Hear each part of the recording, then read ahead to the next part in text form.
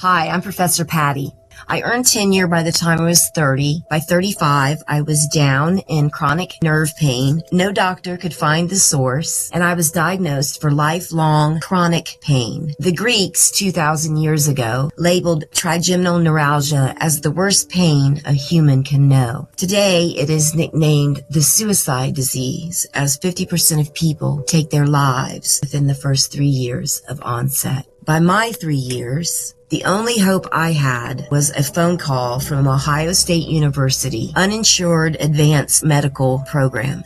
I set my deadline for July 2012 to bypass holidays, my brother's and my parents' birthdays. July would be my undoing, either if OSU wasn't going to call or if they had nothing new to tell me. I would have to take my life. Of course, I was depressed, but I looked at it more like putting a dog down when they're too sick and it's better off for them. I was a burden to anybody.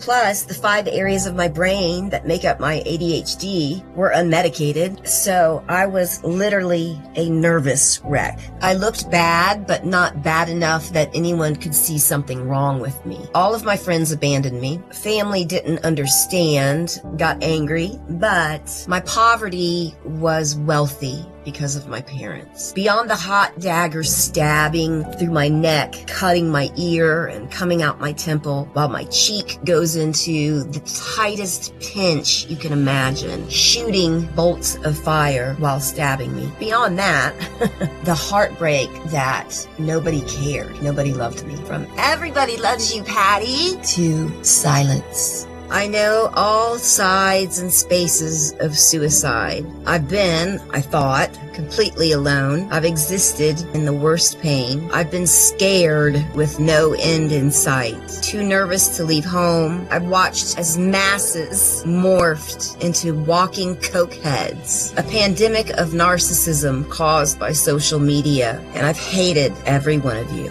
And while the left side of my brain was saying, end this is awful, the right side of my brain said fight. And I could do that as long as I had hope. It is nearly impossible to survive life being human unloved. It will lead anyone at least to the thought of ending their life. I was born 3.5 weeks late with the sun, moon, 3 planets, and a meteor all in Libra. I don't know what most of that means, but I do know that my nature is peace and beauty, and all of that was wrecked. And all of this seems impossible to sustain, but you can, we do. Without hope, I would not have made it. For even love without hope is death. And instead of ending my life, and therefore the pain, in July of 2012, I gave birth to life. I was still in pain, but I had hope and love and insurance. Then finally, change. I met a doctor who performed a therapy that the first doctor I went to when the pain first started could have performed. My youth, my 30s, stolen. My beauty, wrecked. My career, destroyed. My entire life, dead, except my daughter and my breath. The only part of me that felt living. Luckily, the anger didn't last as long as the pain. But because of all the loss, I found secrets, not so secret, just unknown, that enabled me to take back some of what was stolen. And in sharing these answers, I've found helping you is much better than hating you. I can promise you, you are not alone. You are not unloved. In the loneliest, darkest places life and our minds can take us, I found that we are all special, for we carry a piece of love and light within us, as we are the children of the Most High, who is love and the brightest light. Next, my genius friend, Dr. David Snyder, is going to show you a pose that is going to instantly make you feel better. Once you learn it, use it.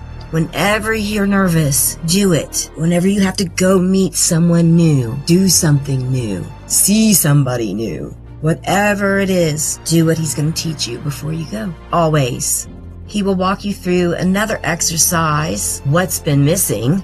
You can't get past the science of anxiety. Your brain needs reprogrammed. And Dr. David's going to help you with that. This is for any anxiety diagnosis. Absolutely everybody 13 and older needs this video. If you know a veteran, send them this video, please. Too many are dying. The sooner you have squelched these things that hold you back, the fear that holds you back, that you don't even know why you have, especially, your life is going to be so much better.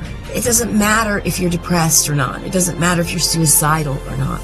This is absolutely information and strategies everybody needs for life. After Dr. David, Charles Linden, he's going to tell you about his horrific history with anxiety, the many different types of diagnoses that he had. He's going to tell you what anxiety really is, and then he's going to show you how to end it. Dr. David healed the PTSD I had sustained from chronic pain and horrible things that happen to you when you're living in poverty. Charles's TLM gave me further understanding and more tools to cure the anxiety. Hope is here, and you're going to feel better. And if this isn't the answer, it's the answer to get you to the answer. Hope is here.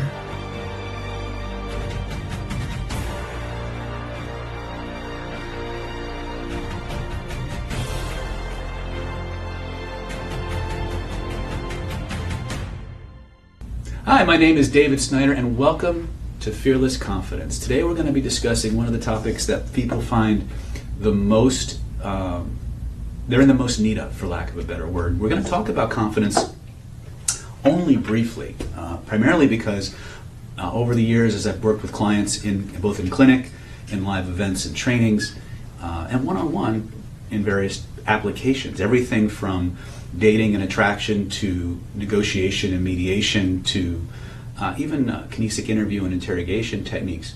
The one thing influencers of all kinds tend to focus on is this need for confidence. But what I've discovered after really just kind of burrowing below the surface into the subject of confidence, and don't get me wrong, I'm not saying that people shouldn't be confident, but what I am saying is that what most people think of as confidence is really just fear.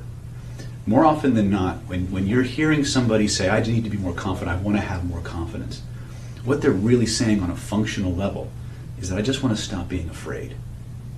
And so today we're going to talk about we're going to start with some very quick and very powerful tactical ways that you can stop being afraid and start entering that confidence zone in as little as 2 minutes, right? If you find yourself in a situation or a circumstance where you've been knocked off of your game, for lack of a better word, or you need to be on your game going in, we're going to share with you some very, very specific tactical approaches that you can begin to install and utilize right away. If you've done nothing but watch the first 5 or 10 minutes of this video and you had these 1 or 2 techniques, you could go out and significantly improve your performance in any theater of influence, whether that's self-influence, whether that's influencing a man or woman to go out with you, whether that is walking into the trial or courtroom, the voir dire room.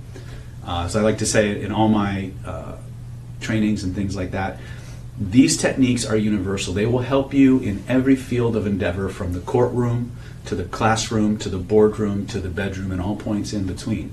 So the first thing I want to talk to you about when talking about confidence is I want to talk to you about something I call the mind-body feedback loop. Now, most of us in the self-help world, the self-development world, we know that there's a feedback loop that exists between our mind and our body. But what a lot of us don't really understand, or what a lot of people don't really understand, is how do we influence that in a more bulletproof way? What most people teach us is that we need to exert our willpower to control our mental emotional state. And that's okay, except that when you find yourself in high stress environments, when you find yourself in situations and circumstances that activate the level of emotional arousal within you, which is another way of saying stress. And fear is just a more extreme form of stress. Anxiety, just in a more middle ground between extreme fear and just tension form of stress. All of these things are on the fear continuum. So one of the things that we have to understand is that the way your brain works and the way your neurology works is that the more stress enters your body, the more it has to manage that stress, the more rapidly your conscious mind checks out, the more it loses its ability to function and control that state effectively. So unless you're one of those special people who is trained as a first responder, someone who's going to a highly trained military person, somebody who is an extreme athlete, somebody who's used to functioning in these high stress, high level environments, you're going to find out more often than not that the environment is what will count against you, and your ability to control and manage that state and be confident is going to work against you. It's not going to be as accessible if you rely on strictly your willpower. Now, I'm not going to get into my whole dissertation on willpower versus physiological state control. Instead, we're going to jump right into some tactical things that we can start to begin to apply right away. And I'm going to give you some resources. I'm going to give you some things that you can begin to experiment and explore on your own. The first one I want to talk to you about is, again, this goes back to this whole mind-body feedback loop.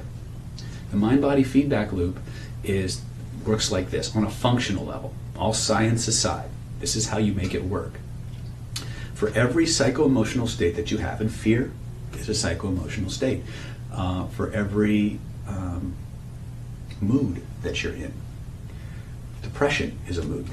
In future videos, we'll be talking about how to use your physiology and your posture to alleviate depression. Anxiety, fear, these are all states, but each and every one of those states has a corresponding physiology, a corresponding posture, a breathing pattern, that when you change that physiology, you change your posture, you can't maintain your state any longer. Now, normally, if you were in my class, if you were in my trainings that you see on YouTube, or in my trainings like CPI, where we're teaching killer influence, or we're teaching covert hypnosis or conversational persuasion and influence, we would spend an entire day, practically, on just learning how to do all of those things. Now, obviously, in the short video that we have, I have to skip a lot of steps. But my goal here is to give you exactly the tools you need to start performing better today, as well as giving you a special set of processes that over time, sometimes immediately, sometimes over a few sessions, will dramatically change your internal world. The fears and the triggers that you carry inside of you will simply begin to go away. They'll begin to diminish. But that's coming in the second part of our video. The first thing we're going to do is we're going to understand a few key concepts. Hey, Your mind and your body are linked, and the fastest, most powerful way to change that is to change your posture and your breathing. Now, most people who come to a hypnotist, who come to a neurolinguistic programmer, they're going to give you a progressive relaxation induction. They're going to guide you and teach you how to relax each and every part of your body, and that's great. But you can't do that out on the street. You can't do that in a crowded bar. You can't do that in the courtroom. You need something that you can apply right away. I'm going to teach you two very powerful techniques that you can just start going out and making changes with and start getting effects right away. And then we're going to go into what I call the shit clearing process. Now, in World According to David, shit has a very special meaning. Secret human influence technologies. And these are ways that we're going to go in and we're going to clean up all the things that used to make you afraid, all the things that used to make you hold yourself back, all the things that used to trigger you to not do the things you want to do and to feel naturally more confident. Because being confident is your birthright. But you don't need confidence in the way that the self-help community teaches us to be confident in order to be successful. And for the purposes of this video, I'd like us to think of confidence using David's definition rather than the one you might pick up in the dictionary or in some of these other self-help trainings. I want you to think of the word confidence to mean a sense of relentless determination combined with a positive expectation or the expectation of a positive result. You see, you don't need to be confident to be successful. You have to have a strong desire and a relentless determination to make it happen. And when you combine that with a strong positive expectation or a strong expectation of a positive outcome, now you have all the things that come together to form functional confidence. And there's no top limit to that, right? A lot of times when we as practitioners create mental movies, we're creating movies in our head, but we're not really affecting the body. And my friend, the one thing that we need to affect more than anything else is your body. We need to get that meat suit going, for lack of a better word. And so some of the most powerful change work will involve getting your body involved. So if you bought this video hoping to just kind of kick back, go into a vegetative state, and just let the words flow in, well, that's going to happen too, but not in the way you might expect. So the first thing I want us to do is I want us to hone in on two very powerful techniques that are going to teach you a little bit about how your mind and body interact with each other. And the reason for that is my job as a teacher, my job as a trainer, is to teach you how to become progressively more self-aware so you can exert more control over all the things that push your buttons without your knowing it. So first and foremost, if you get the time, there's the information I'm going to share with you in just a moment comes from a video known as Power Poses by a lady named Amy Cuddy. You can find her TED Talk freely available on YouTube. I highly recommend you reference that video because she has done all the science behind the thing I'm going to teach you. It turns out that when it comes to changing our emotional state, that certain postures and certain breathing patterns will actually cause the hormonal balances in our body to change many times in as little as 2 minutes. And so on a theoretical level, that's cool. On a theoretical level, that's kind of neat, but can we actually, how does that actually help us?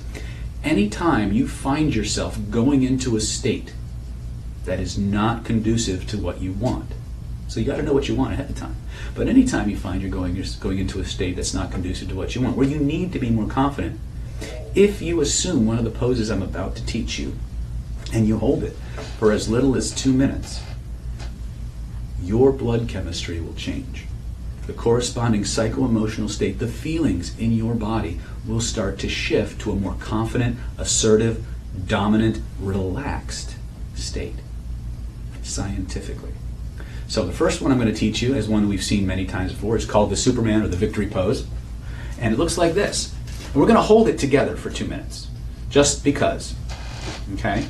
So I'm going to just hold your head. Now, I want to make a distinction with this one real quick.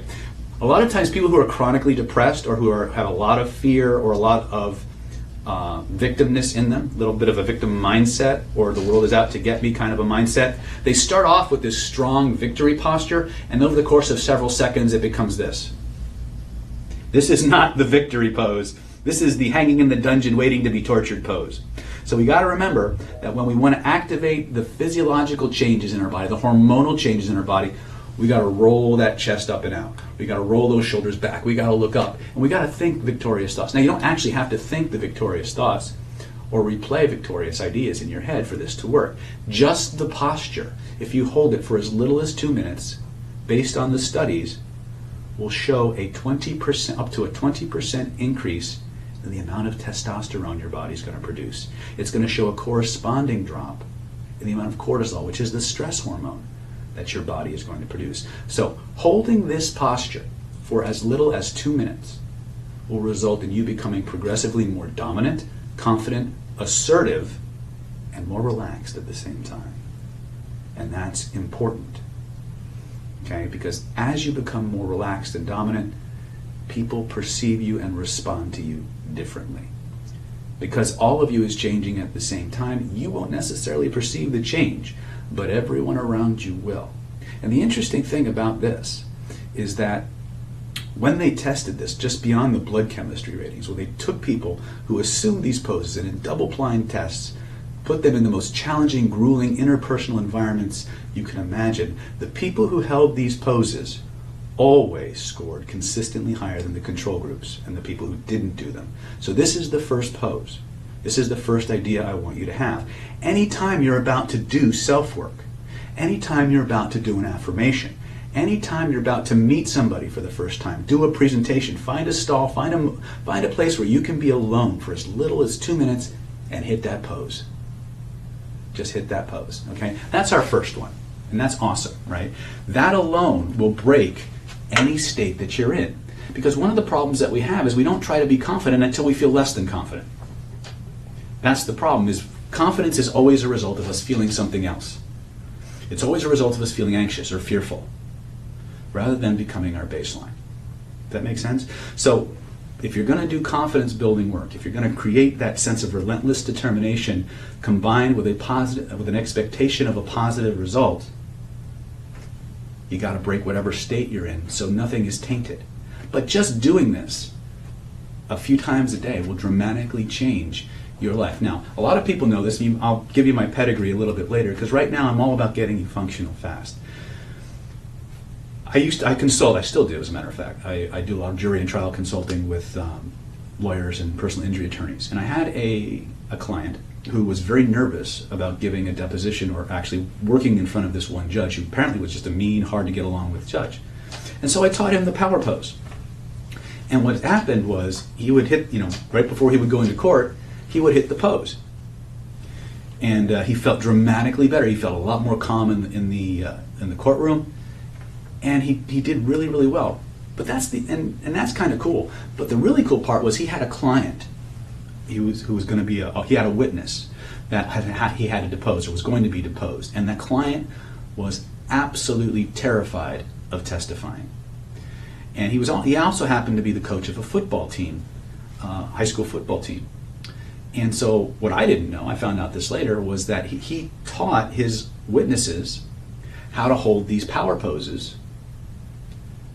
And he did really, really well when he was actually on the stand. And then a few weeks later, he came back with another story. It turns out that particular high school football coach had been the coach of a losing team. They hadn't won a championship in 5 years. And so what happened was, during half times, during breaks, the coach would have his entire football team holding these poses. And they swept the championship that year. So don't underestimate the power of what I'm sharing with you. It can turn losers into winners really quick. And it can create within you the exact right foundation to build on that you can use to add any state you want, any outcome you want. Anytime you're afraid, anytime you're nervous, anytime you're feeling less than, assume the position. Hold it for as little as 2 minutes. You can hold it longer if you want to. But hold that position for as little as 2 minutes, and your results will change. Now that's step one. That's where we're going to start. Okay? But we got to get the meat involved. We got to get our body kind of playing a little bit. So I'd like you to stop for a moment. I'd like you to use your imagination. This gets us into something I like to call point and click therapy. And the whole idea behind this is that we need to understand that every behavior that we generate, every decision that we make, as rational and logical as we think we are, is based on a feeling in our bodies. It's a feeling that we either want a whole lot more of or a whole lot less of.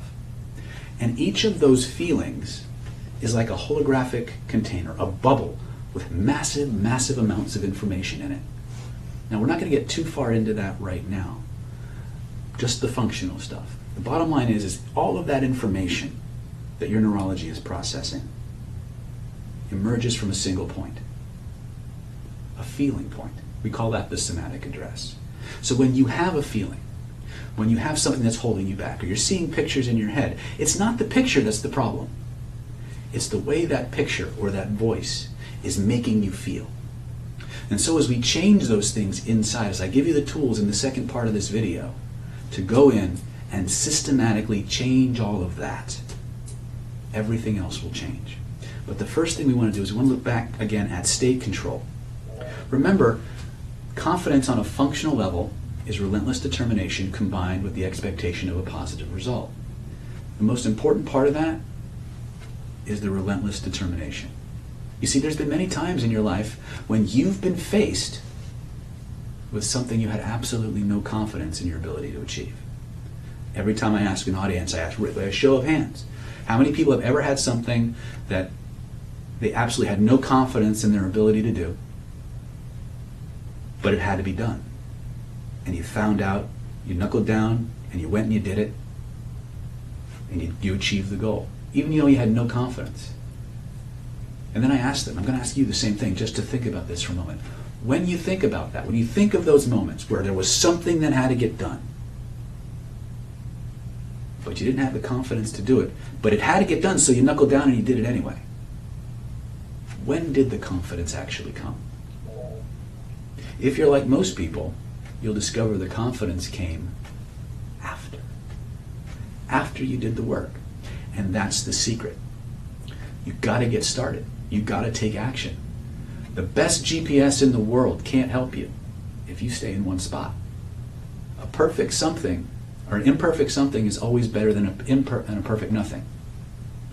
So keep that in mind. You've got to combine whatever programming that we're doing with taking the steps. And if you do that, you're going to find out you're going to be more successful more rapidly. So that being said, let's go into our next technique. This technique, I like to call it the magic frame. And what it does for you is it's going to teach you a little bit about your nervous system and how your nervous system creates your pictures, your internal environment, the things that make you afraid, the things that hold you back, the voices in your head are all under your conscious control. But in order for you to fully get that, you've got to create an interface where all of that can happen. So here's the first thing I want you to do. I want you to think of something I'm going to give you a very specific scenario for me, okay?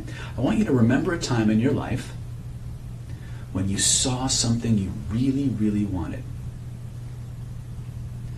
And you decided you were going to get that thing no matter what. Come hell or high water, you made a decision, and then you made a plan, and you put that plan into action, and you nailed it. Home run. I want you to go back into that moment for me, if you will. I want you to see what you saw, hear what you heard, feel what you felt, smell and taste what you smelled and you tasted. But most importantly, what I want you to do is I want you to assume that posture that happened in that moment when you realized you nailed it, when you were the top dog, you made that goal, you got the result, you made the achievement, whatever it was. I want you to stand that way. I want you to breathe the way you were breathing and let those feelings come flooding into you. And as you do that, I want you to notice something. Where in your body do you feel it? I want you to go ahead and point to it. And I'd like you to use your imagination, if you would. Imagine that floating somewhere in the space around you is a picture that represents that amazing feeling. I'd like you to just go out, reach out with one of your hands, and touch it. That's right. Just pretend. Trust your first impression. We're going to talk about the dynamics of an unconscious response in just a minute. But as you touch that moment, I want you to take both of your hands now, trace the outline of that image so you know exactly how big it is. And then just for fun, grab it. And just like you would expand the windows on your iPhone or on your touchscreen at home, I want you to make it as big as a drive-in movie theater screen. Notice what happens to the feeling in your body. And bring it back. Notice what happens to the feeling. Grab it again. Keep the picture exactly the same size. And now what I want you to do is pull it closer to your body and notice what happens to the feeling. Lift it up over your head. Pull it down around you like a big blanket. Notice what happened. Did the feeling get stronger or weaker? How did it change? And when you're ready, just for fun, you can have this feeling back in whatever degree or whatever level of intensity you want in just a moment. But for just a moment, I want you to unwrap that feeling, lift it back up over your head.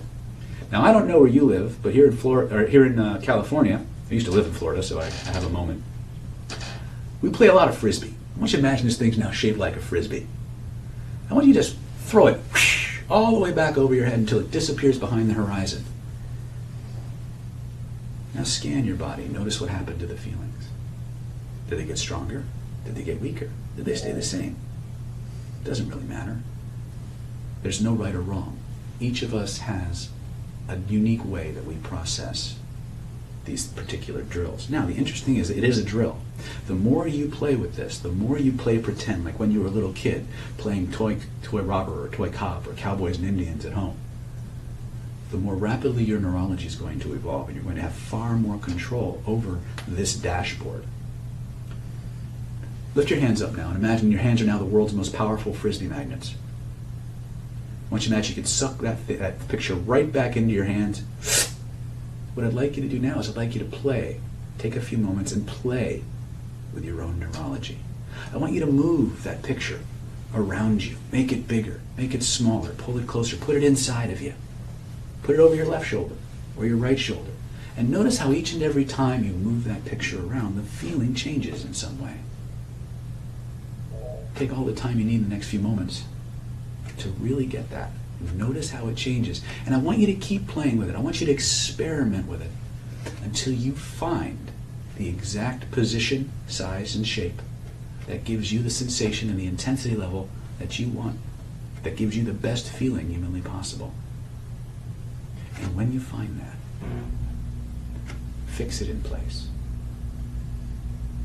Fix it in place. As you do, notice how that feeling flows into your body. From your body into your bloodstream, from your bloodstream to every place your blood goes. Those feelings will start to flow. But you don't need to measure it or manage it or make it happen faster. Just notice that process taking place. Let it flow into every cell, every nerve, and every DNA molecule. Reprogramming those DNA molecules, turning each and every one of them into a little pleasure factory. Each cell creating and multiplying and magnifying that amazing sensation until every cell in your body is generating more and more and more of these amazing feelings. Now, you don't need to measure it, manage it, or make it happen faster. Just notice the process taking place. Allow it to install itself completely. And when you know it's reached an intensity level where it's impossible to turn off, try to turn it off and notice what happens instead. Many people discover very, very quickly that that sucker just keeps getting stronger. And that's fine. Because that's a great place to be. You're stuck feeling good now. Isn't that cool? And it just gets better. So what I've just discovered and what I've just taught you in a very short time is this. That every feeling that you have in your body is pushing your buttons. It's changing how you relate to the world and the people around you. And the fastest way to change it is through your posture and your breathing. And once you've done that, if you can point to where any lingering sensations are in your body, and you touch it, you reach out and touch that picture, you now have the willpower capabilities, the idea of what we call superior thinking, the ability to change the coding system that your nervous system uses to create that change inside and make it whatever you want. That is control. That is confidence. That is the ability to modulate your state, to become whatever you need to be to get your outcome, to get your result, no matter what. Now, in a moment, not yet, but in just a moment, we're going to begin a process based on a new technology, holographic memory resolution, combined with some conversational hypnosis and neurolinguistics and things like that. You don't need to know any of that. All you need to be able to do is relax. Follow the instructions and just play pretend. Because if you can point to where you feel it, you can change it. All right, so what we've talked about from the early parts of today, we talked about weight. We talked about weight issues and how the weight itself is almost never the problem. More than 25 pounds, 30 pounds, you're not looking at lifestyle anymore. You're looking at body armor. You're looking at things that have a significant emotional component that the weight is satisfying. Usually security or safety. Usually security or safety. Now, whether that security comes from not having enough growing up, or safety coming from having an appearance that detracts or deters attention, unwanted masculine attention, or some point in between, right, where food becomes a substitute for security in terms of connection and love and emotional nurturing. It's still the symptom. Satisfy the requirement that behavior is designed to accomplish, and the weight will tend to normalize. At least the behaviors that led to the weight gain and the maintenance will tend to normalize. There may be other things that have to be done to facilitate that. But, long and short of it, weight issues beyond 25 or 30 pounds are the result of some form of trauma. Now, when I say the word trauma, we have to change our definition of trauma. Because when we think of trauma, we think about horrible things. We think about car crashes and war zones and sexual molestation and all of these horrid things. Right? And we should. But we also need to expand our understanding of trauma to anything the nervous system views as life-threatening, even if it's getting your toy taken away when you're a 2-year-old.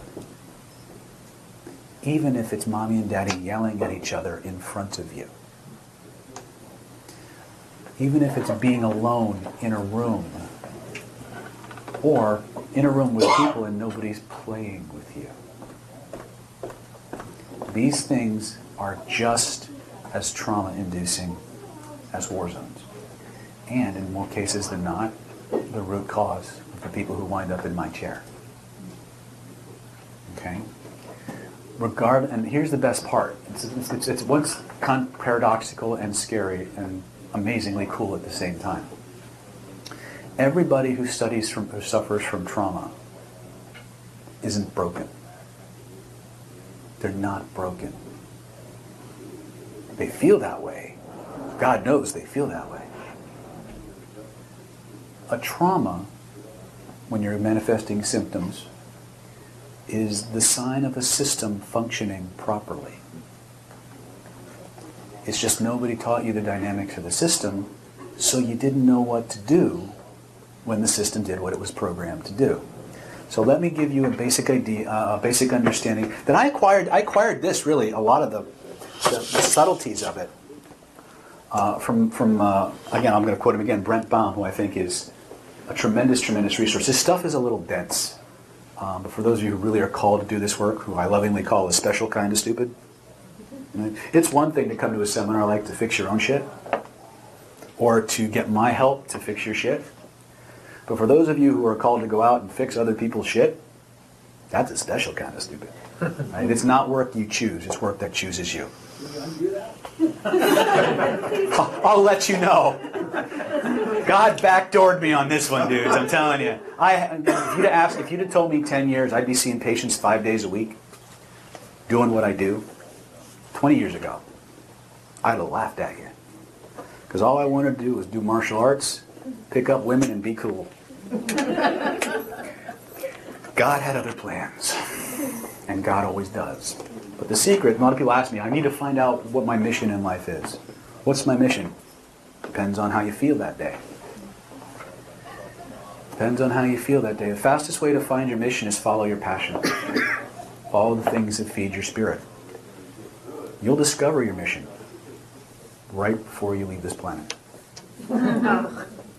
Or right after you leave this planet, and you'll say, I did it! right? God gave us the best GPS we could ever have. It's called our neurology. It's called our system of feelings. The universe works in a language of feelings and pictures and holograms. All of this information is, in fact, holographic. Okay? Let me see if I can... I'm going to try to do this in a very... I'm going to diagram it as best I can. And hopefully I can explain the trauma induction process in a way that we can... Now, NLP comes at this hologram from a very different place. When the neurology creates a trauma container, kind of every time I think of a trauma container, I think of... You ever see Ghostbusters? Yeah. That little container they had that held a ghost in it? That's what I think about, right? This little container with all this shit floating around inside of it. But think about it this way. This is the line of your memory and awareness, right? And it fluctuates from state to state to state. Now, the interesting thing happens is that, let's say that this is baseline, right? We find moments of trauma. Let me move this up a little bit.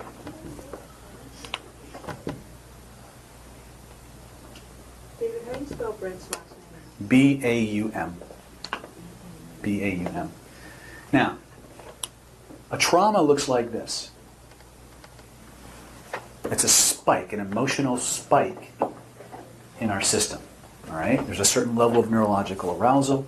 Now, what's happening is, this is 0 hour. This is terminal event. T0, right? This would be the moment of maximum emotional trauma and death. Okay? An interesting thing happens is our consciousness is pretty consistent. Our ego states are pretty consistent. As the trauma increases, there's a mechanism within our system that monitors till it gets to what we call T minus 1.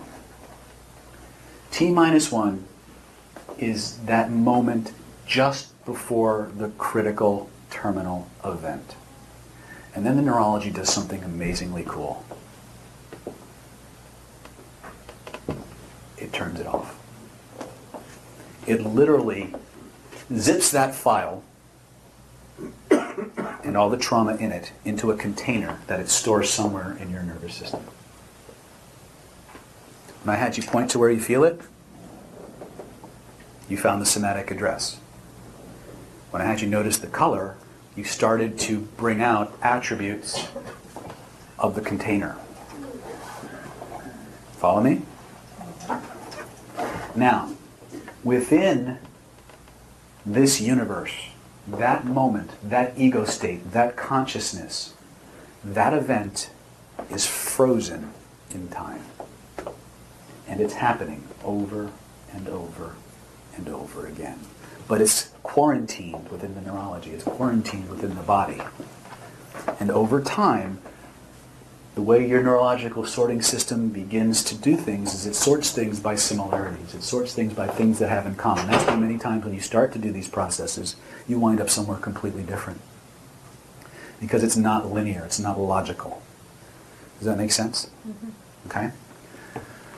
That ego state is a fragment of your consciousness.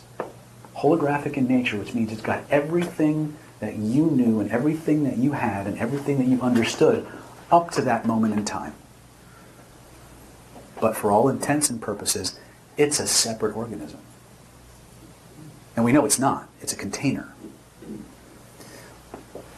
When we, either through the process of hypnotic regression, through some form of neuro-linguistic programming, or like Brent uses a holographic memory resolution process, from the present moment. By the way, once we hit trauma at T-1, that gets frozen in time. Now, one of two things either happens here at T0. You're either dead or you survived. If you survive, the consciousness keeps going from that point forward. This is why you have blank spots in your memory from time to time. Those blank spots indicate containers that have been taken out offline until such a time as you have the resources. You have the resources to deal with it, or if you don't handle this shit, it's going to overload the system. Does that make sense? Okay? Whether the trauma is, you know, something from a war zone or something that happened on the playground, something that happened in the living room, the mechanics are the same. You don't need, with this process, you don't need to re-dredge up the trauma and things like that. Those techniques are there if we need to use them. But it's important to remember that every memory that we have is a hologram. And it's a container at the same time for the emotional energy that was present at the time the scene was recorded. And it's that energy that is expressed holographically, that is connected to every other part of the body holographically. And you guys all know how a hologram actually works, right? A hologram is literally where they take a beam of light and they split it, and they send one beam to an object and the other beam to, I think it's a mirror or something like that, and to a photographic plate. And then because of the angles and the way the beams are split, what is imprinted on that photographic plate is a three-dimensional representation of the image. But the actual three-dimensionality of the image doesn't emerge until you shine a light through it. And all of a sudden you have a three-dimensional image. The interesting thing about holograms is that if you took that image and you cut it in half, all of the information from both sides of the hologram would be present in both of the pictures. And you could keep dividing it and it would be the same, the same, the same. No matter how many times you divided it down, the whole would be contained in the part. Acupuncture and Oriental medical theory has actually embraced this idea for a very long time. But now we're discovering that the very nature of our universe is holographic. Our memories and the way our neurology works is holographic. NLP, which has been around since the 70s, has approached the hologram through its component parts, the brick and mortar that we use to construct it, the visuals, the auditories, the kinesthetics, the olfactories. What Brent's approach is very different. His took on a more metaphorical approach in that when people describe their problems or they describe their pain, they describe it using a metaphor, mostly a shape. Sometimes it's an actual object that was in the environment. But no matter what they use to describe it, that metaphor is the container. It's the container that keeps all of that stuff circulating and stored. And you can use a metaphor to change a metaphor. You can use one hologram to change another hologram.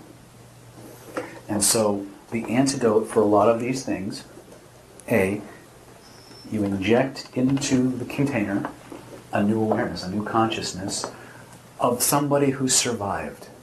Because remember, terminal event hasn't happened yet, they still think they're in danger. They don't know that they survived. They don't know that they survived. Just the act of injecting another consciousness that inserts new information of survival changes things. Then you give that particular ego state, they like to call it, but it's really a hologram of your consciousness at that moment.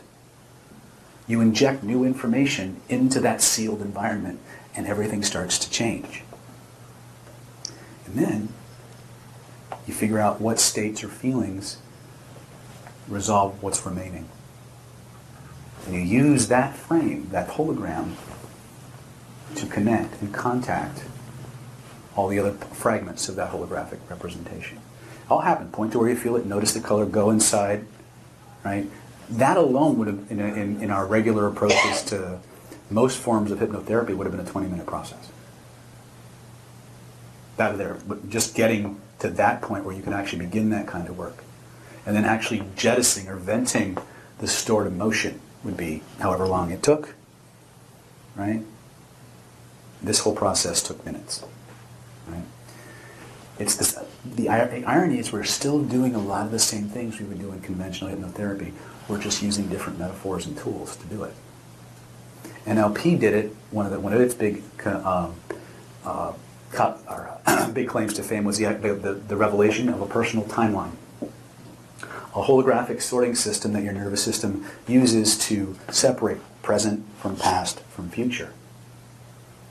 Right? and they could do really cool things with timeline. The problem a lot of times with timeline, though, was if you couldn't jettison the emotional charge, you couldn't get them the change to stick.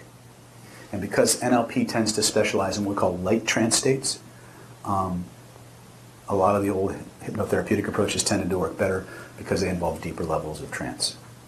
Okay? But that's how trauma, that's one of the ways that we can resolve trauma. Another way we can do it is we can point to where we feel it, take it out, spin it the other way, put it back in. Still works faster than this. But sometimes we need to take a structural approach. In other words, how is that particular container built? The visuals, the auditory, the kinesthetics, the olfactories. Is it too close to the body? Right? That's one way we can affect it. We can affect it through the story of what happened. And we go in and we ask what happened, what happened, what happened. When I work, I try to work with as little information as I can, but sometimes I need to know a little bit of the story so I can direct and navigate. And we change the story because you're allowed to change the story. It's just shit that happened. And since you're in charge of the video, you're in charge of the editing deck, and you're the only one that's ever going to know, or care for that matter, you have the right and the authority to change it to whatever you want so that when you remember the past, you only remember it in ways that make your life better. Remember, we aren't the way we are because of the things that happen. That's a cop-out, even though we don't know it's a cop-out. We are the way we are because of the way we think about the things that happen, about the way we choose to remember them. And it is a choice. We didn't know we had a choice, but it's still a choice. Right? As I like to say, ignorance of the law is no excuse. Right? This is how our system works. And I've done this now with emotional eating. I've done it with, I did a 45-minute smoke cessation with this, where I literally took the guy back to the very first reason, his very first motivation to start smoking, and I asked him to give that little boy, everything he would need to know to not smoke anymore. And the problem we had was he wanted to smoke because he wanted to be like his dad. Now, what do you do about that shit, right? So I said, well, what would have to happen for him to decide he didn't want to smoke anymore? Well, you have to experience the disgust. The first time you smoke a cigarette, it's never pleasant, right? And so he literally made the worst movie ever of going through that first puff. And he literally pulled it through him over and over and over again until the little boy just decided, I don't want to do that anymore. From start to finish, it took 45 minutes. By the end of the session, I couldn't even get him to touch the cigarettes in his pocket. Okay? Here's the one thing to remember. The most important reasons for people to do the things they say they want to do are their own. What the neurology generates, the neurology accepts. Whatever metaphors your neurology uses to express something. If I tell you to go to a gray room, a dome-shaped room with pearly gray walls, and you find yourself in an oblong room with a pink ceiling and a fuzzy, rug, that's how your nervous system does it. It's not wrong. We tend to make ourselves wrong if our internal experience doesn't match the guidance we're receiving. You as therapists need to have the behavioral flexibility to work with whatever metaphors of trauma or resolution that your client generates. Does that make sense? Yes? Just a question, David, on with what you did with Julia. Mm-hmm. Book I read said, what to do, what to say when you talk to yourself. Could you do that in a conversation with yourself on those questions? Would that still... Yeah, as long as you can enter the appropriate state and do the work, yes. Yeah.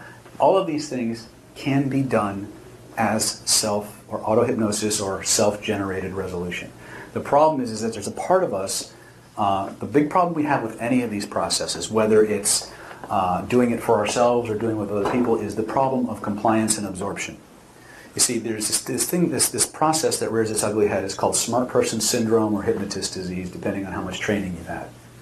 Okay, smart person syndrome is that part of us that doesn't think, wants to prove it doesn't work. Happens every now and then. We don't usually get those kind of people, but more often than not, it's people who want to kind of be in the experience, observe the experience, and analyze and judge the experience while having it.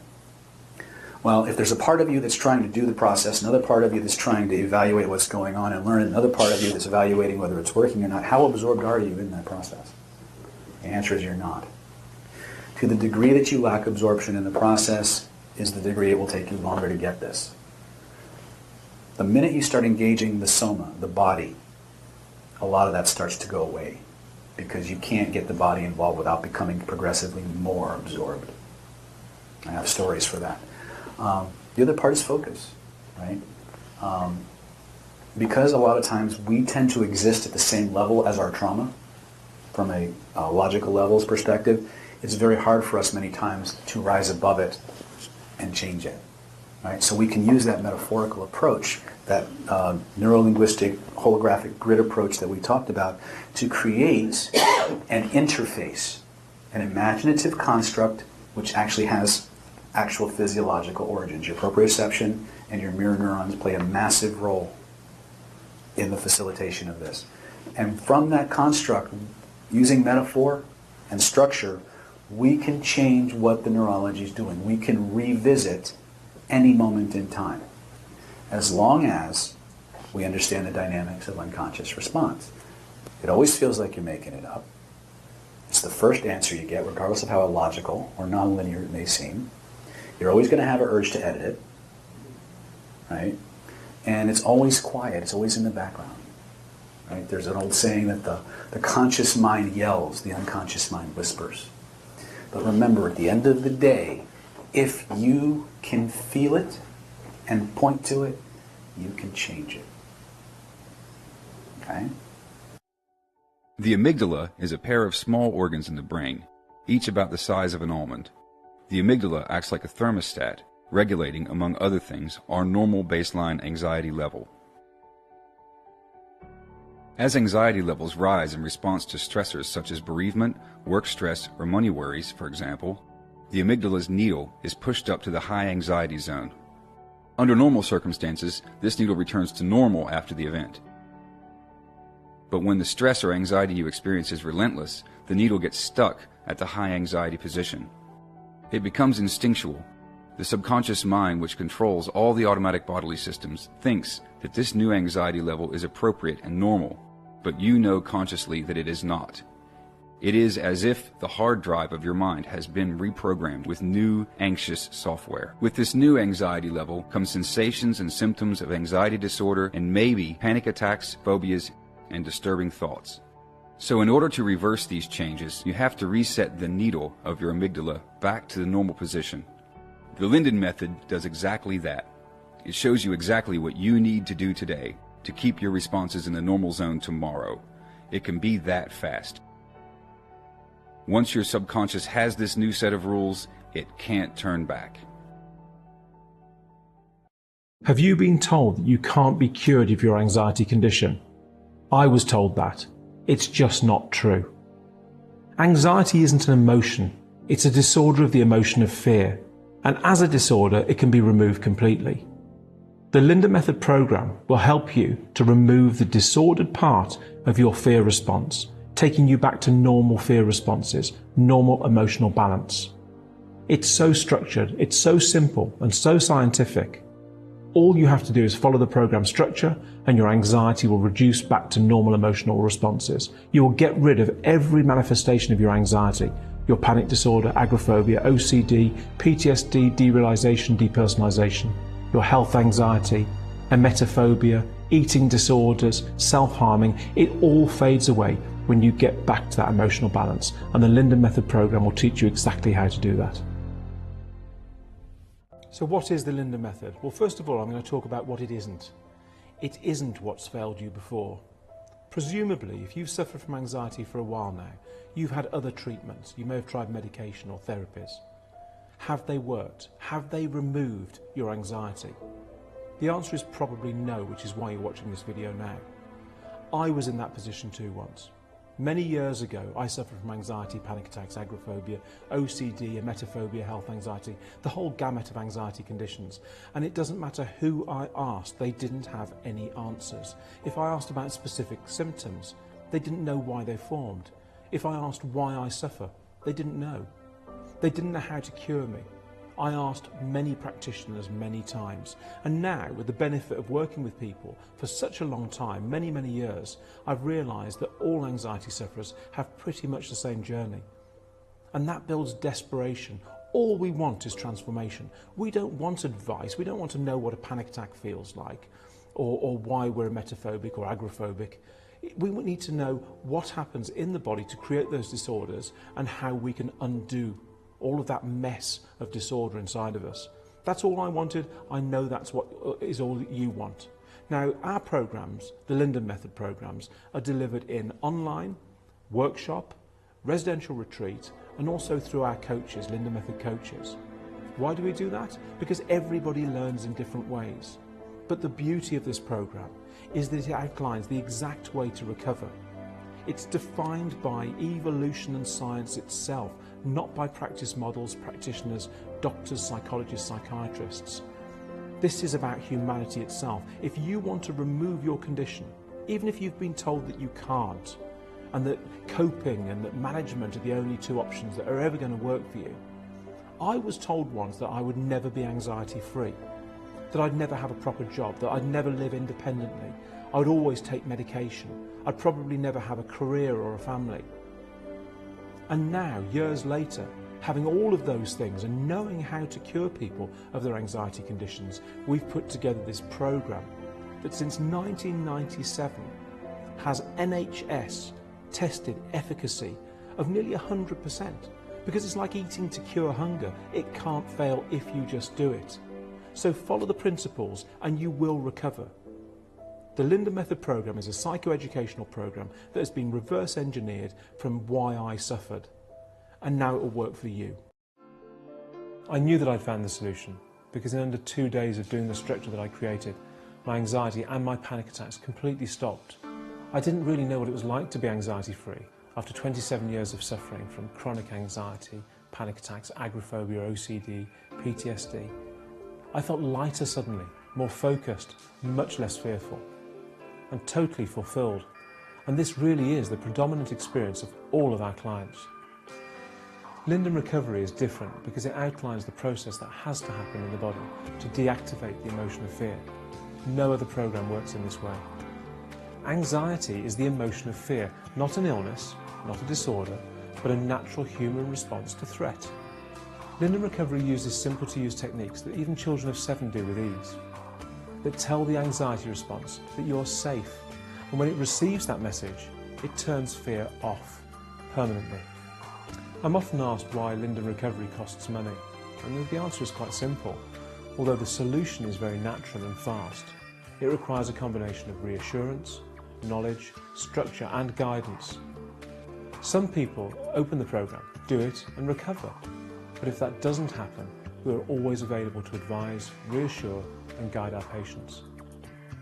The resource each program participant receives is enormous. Video, audio and written resources that cure our patients, plus outstanding support from our qualified team about any aspect of an anxiety disorder at any time when it's needed. If I'd been given access to Linden Recovery when I was anxious, it could have prevented 27 years of suffering, but then I'd never have discovered the solution and our anxious patients everywhere wouldn't have benefited. It's kind of a double-edged sword really, but I'm almost grateful for the anxiety I endured.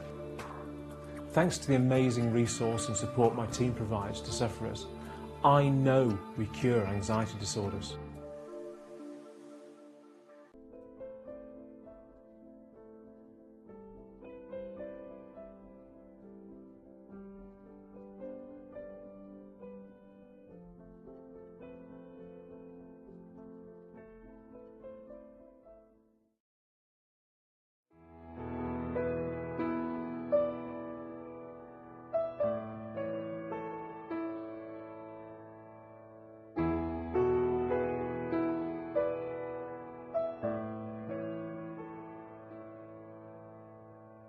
My son Louis went to the theatre just over a year ago and suffered a panic attack and stopped going out. Wouldn't get in a car, just stayed in his room. He's got OCD and just was really, really anxious. I would have panic attacks, panic disorder, really, really bad panic attacks. My world had become so isolated and so fragile, and it was a very debilitating lifestyle, and it was a dark period in my life. I'd start sweating profusely, my heart rate would start going up, I'd be out of breath, and I'd just have to get myself out of the situation. I had anxiety really bad. It affected me in so many ways, and it prevented me from doing day-to-day activities. I developed symptoms of depression, and including thoughts of suicide and self-harm, harming others. And then all of this kind of led to alcoholism, where I just drank every day to help take an edge off of all these feelings. I had a terrible fear of sick, and my anxiety prevented me from living a normal teenage life, going into adult life, and even a bit of childhood as well. I was just an anxious mess, and I couldn't do anything. I'm having these panic attacks, and my heart's sweating, my sweating. I don't want to be on the train, I don't want to be in the coach. I've had to leave supermarkets with trolleys full of shopping because I had to get out, and it was horrible. I barely left the house, it even got to the point where if I could not leave my room, I would pretty much, any excuse not to leave my room, that would be the case. My anxiety symptoms were OCD, I had a phobia, had an eating disorder, I was very housebound. Suffered panic attacks every day, didn't leave my house for 12 months, and honestly thought that I would never leave my house again. I was experiencing a complete hypersensitive state of anxiety continuously, 24/7, for about 6 months. Couldn't go out with my friends, and if I did, I had to get my mum to take me there. I would start to sweat, I would get spacey, I would freeze. I couldn't do anything without having to harm myself, with it being pulling my hair out or like cutting myself, that I eventually attempted to take my life. Great to find a normal guy who'd experienced what I'd experienced and really understood what I was feeling. I think the reason it worked is because everything that Louis was experiencing, Charles had been through. But very caring, very human, and they have, a lot of them having suffered. With a number of tools and techniques that actually, when put into practice, helped me eradicate my anxiety very, very quickly. Everything was explained, it was just so easy to follow, and it made a massive, massive difference to my quality of life. There's tips to tell you how, if you're in the minute of the panic attack, how to bring it down. And these things really helped me. So I took the method at home, and I can say that it's changed my life. It gave me the tools to empower myself through my own recovery. The tools that are given to you with the Linden method are effective if they're put into place correctly. It educates you to know exactly what it's all about. Simply having the knowledge about what was happening with me. It is the most simplistic plan in the world, but my God, does it work. Charles and Beth and the whole team, these guys know what they're talking about. They helped explain what anxiety is, why you've got anxiety, and it just all became so clear. 4 months now, I've been off the Charles Linden. Yeah, don't get me wrong, if I need the tools, just tap into Charles in my brain, and I'm ready to go. I'm implementing the Linden method now thanks to the retreat, and I've done more in this last month than I have in years. It's crazy. I mean, I didn't even think that would be possible, really. Listening to his instructions and following them, I was out of my house. It was probably the most, thankful thing that I'd gone on, because it gave me my life back. Without the Linden method, I guess I would not be sat here today. I heard about the Linden method, so I went to the facility and asked for help, and I got guidance from there, and ever since then my life has changed. If you told me that I'd be like this in 2 weeks, being able to come out the house, be able to do what I want to do, be able to, be happy and enjoy things in just 2 weeks, I'll tell you, you're mad, that you're stupid, but honestly, the difference is phenomenal. Recently I did some filming for a TV show called Gox Teens, and through this I went on a thing called the Linda Method, and they helped guide me through. And Louis was able to follow the Linda Method, and it really, really helped him. I did the Linda Method and it completely changed everything for me. Best thing I've ever bought by far. I implemented the Linden method into my life, and I cannot explain in words the difference in my life. If you're watching this and you're suffering, please know that you don't have to suffer any longer. There is hope, and you can get the life you want much faster and much easier than you could have ever dreamed. And I hope you decide to make that choice. I wish you nothing but the best and a speedy recovery. Take care.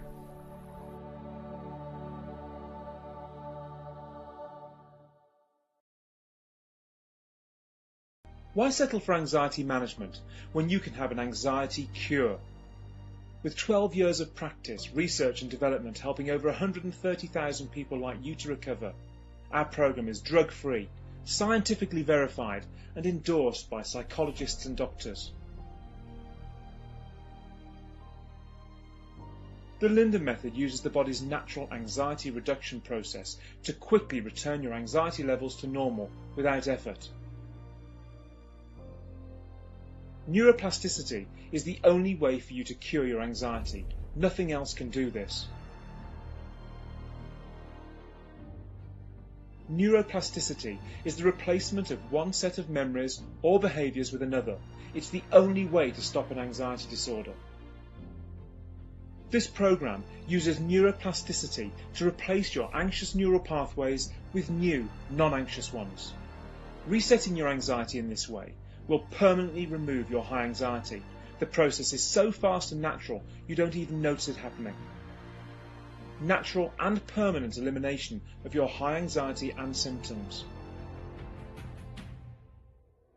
Eliminate anxiety, panic, OCD, PTSD, agoraphobia, obsessive thoughts, depersonalization, derealization, and every anxious thought and symptom you experience. Being anxiety-free is already pre-programmed into you. All we do is show you how to turn your anxiety off. Simple, fast, and permanent anxiety elimination. You can start in the next 5 minutes. You'll get unlimited support from qualified specialists, 12 months satisfaction guarantee, unmatched after-recovery guidance, structured, simple material to use at home. You'll get access to our members area, full of support and materials. And you'll get the use of the most respected and successful program of anxiety recovery in the world.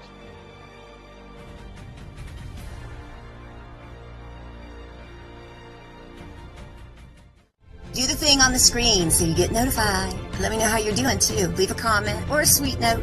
Bye, baby.